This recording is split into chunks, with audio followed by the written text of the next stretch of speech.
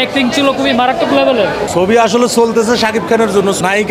নায়িকা ওই যে ভিলেনেরে বলছে তারে খোদার মতো মনে হয়। অনেক সুন্দর হয়েছে, অনেক সুন্দর, অনেক অনেক ভালো। টাকা দিয়ে টিকিট কেটে ভালো হয়েছে।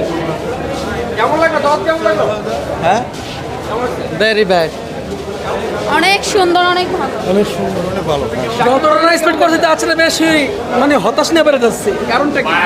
কারণটা কি? এটা হলো একবারে মানে নর্মাল নর্মাল মানে কাইন্ড এতই দুর্বল।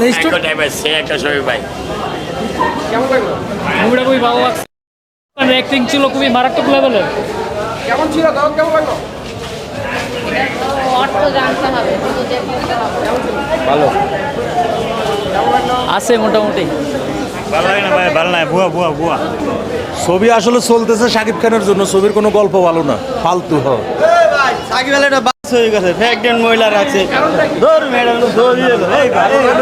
কারণটা হচ্ছে যে এখানে অনন্য মামুন শিরকের একটা ডায়লগ উপস্থাপন করছে যে এই জিনিসটা খুব খারাপ হয়েছে। নায়িকা ওই যে ভিলেনেরে বলছে তারে খোদার মতো মনে হয়। তো এগুলা কোনো ছবি হইলো শাকিব খানের জন্য। যা দেখতেছেন লোকজন আসতেছে, যারা শাকিব খানের ফ্যান তাদের এই কারণে আসতেছে।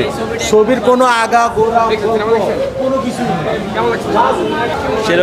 সেরকম লাগছে, অনেক ভালো লাগছে।